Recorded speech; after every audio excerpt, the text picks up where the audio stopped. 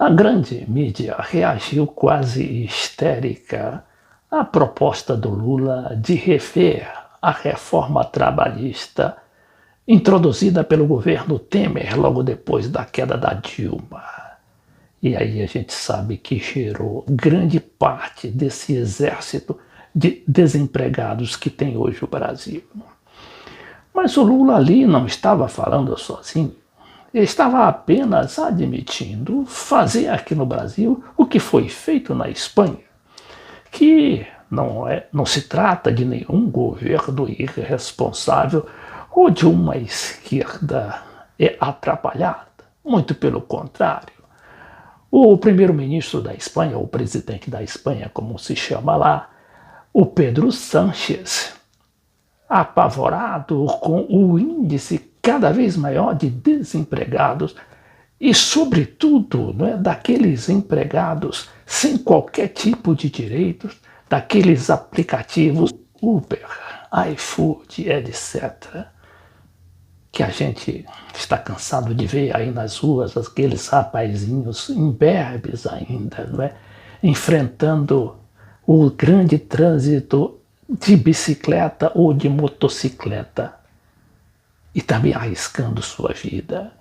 Eu até me pergunto, quem é que é responsável, ou pelo menos trata de ver, a questão dos acidentes que esses pobres rapazes sofrem? Não existe praticamente nenhuma fiscalização em torno disso.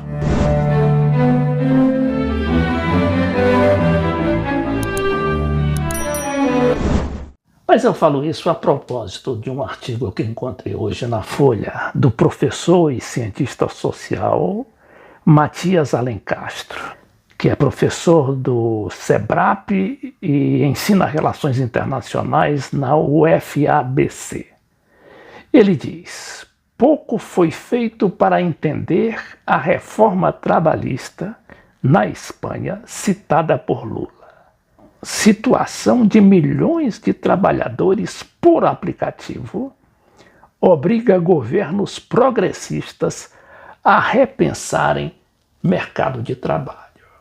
Aí o professor relembra que em 2011, no auge da crise da dívida da Europa, o governo conservador de Mariano Rajoy usou os números dramáticos do desemprego entre os jovens, que chegou a 46% naquele ano, para justificar uma das reformas trabalhistas mais rigorosas do continente.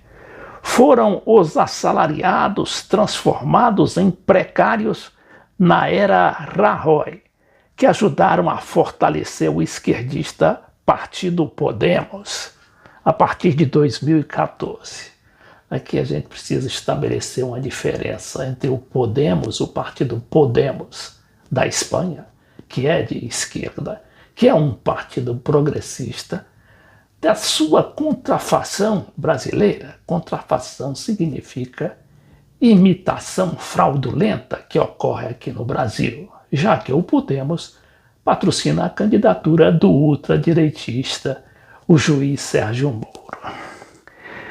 Então, depois de várias tentativas frustradas de chegar ao poder sozinho, o Podemos aceitou em 2019 formar uma coalizão com os socialistas.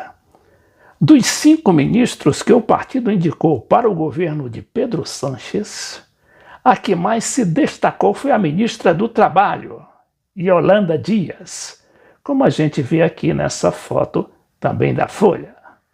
A Yolanda Dias, é uma filha de militantes antifranquistas.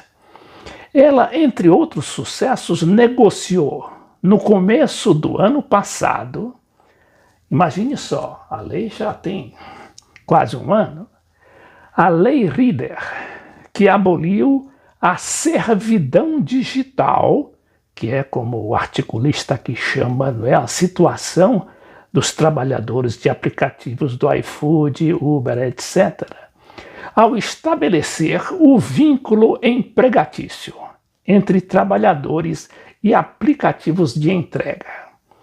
A nova lei trabalhista, que tem como ponto forte a redução de empregos temporários, será um marco na carreira dessa ministra. Dias mostrou que a diferença entre revogar, rever e contra-reformar não é apenas semântica. Ela insistiu na necessidade de criar uma lei a partir do zero para enfrentar os desafios do mercado de trabalho pandemia. Seu estilo ambicioso incomodou os correligionários do próprio Podemos, do qual ela se desfiliou, e dos socialistas, mais interessados em se acomodarem com uma simples revisão da lei existente. Portanto, aí a gente não vê nenhuma irresponsabilidade. Pelo contrário, com muito critério, foi feita aquela revisão da lei espanhola. Mas não é o que diz aqui o nosso Estadão, né? o sempre mal-humorado Estadão, que saiu com esse editorial. O PT não sabe o que é cidadania. Sem propor caminhos para o desenvolvimento econômico e social, o partido ataca um dos principais avanços obtidos nos últimos anos, a reforma trabalhista aprovada em 2017. Olha aqui o que é avanço social para o Estadão. Quer dizer, um avanço na realidade, mais para aqueles detentores do grande capital do que dos trabalhadores coitados, ali relegados à própria sorte. E diz que o ex-presidente Lula tem mostrado que o PT não deseja lidar com seu passado.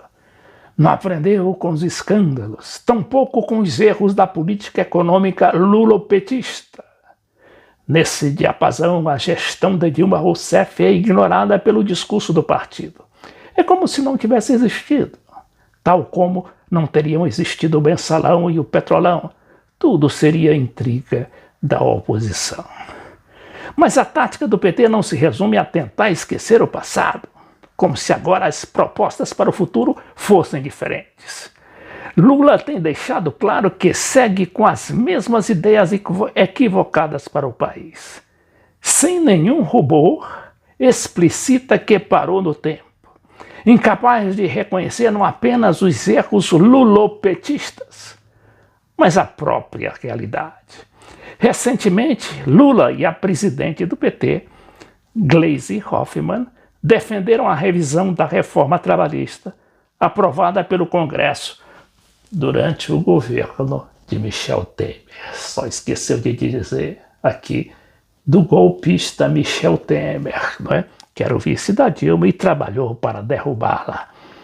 Bom, e aí vem a própria Gleisi Hoffmann respondendo ao Estadão. Aqui ela, a presidente do PT, Gleisi Hoffmann, responde a ataques do Estadão ao PT. Mentalidade escravagista. Além dos ataques, Jornalão defendeu seu editorial deste domingo a reforma trabalhista de Temer, um marco jurídico sofisticado de raro equilíbrio social e econômico. Recorde-se que o editorial do Estadão não faz a mínima referência à reforma trabalhista, no caso, a revisão da reforma trabalhista realizada pelo atual governo da Espanha. E aí a gente vê a resposta. O Estadão, segundo a Gleisi, não sabe o que é democracia. De acordo com ela, o jornalão pensa que só os patrões têm direitos e os trabalhadores não. Que só os ricos podem ter cidadania. Mentalidade escravagista, no editorial de hoje. Ela lembra que a reforma do Temer, que toda a mídia apoiou, tirou dos trabalhadores até o direito de ir à justiça, rasgou conquistas históricas, fragilizou os sindicatos e implantou a lei do mais forte. Reforma que não criou empregos, só mais lucro e injustiça. O Globo também, que faz parte da chamada mídia tradicional ou mídia hegemônica, foi um pouquinho mais contido e disse que Lula deveria ser explícito sobre seu plano econômico. É intrigante a ambivalência do ex-presidente Luiz Inácio Lula da Silva sobre o programa econômico de sua candidatura à presidência. Só entra no assunto a contragosto. De um lado, tenta emitir sinais de tranquilidade a empresários, que é o mercado financeiro, corteja o ex-tucano Geraldo Alckmin para ser seu vice e cultiva a imagem, semeada em seu governo, do pragmático que não fará loucuras. Ao mesmo tempo, economistas e lideranças de seu partido continuam a defender o terraplanismo fiscal que marcou as gestões petistas e o ideário desenvolvimentista que jamais deu certo no Brasil. Olha aqui, o Globo parece desconhecer o passado, não é? Desconhecer toda a legislação trabalhista do governo Getúlio Vargas, que veio praticamente desde 30 até o governo, eu não diria, né, o governo de 64 dos militares, que preservou, não é, praticamente todo aquele arcabouço da consolidação das leis do trabalho. Aí veio o Temer, não é? Com todo aquele aparato judicial, midiático, congressista, político, da cúpula política, para impor a tal da reforma trabalhista, que não veio sozinho. Depois teve lá aquela questão do teto, não é? De estabelecer teto máximo para os investimentos do governo. E está aí até hoje o governo praticamente amarrado, sem poder fazer qualquer coisa, mesmo sendo um governo de direita, como ocorre atualmente.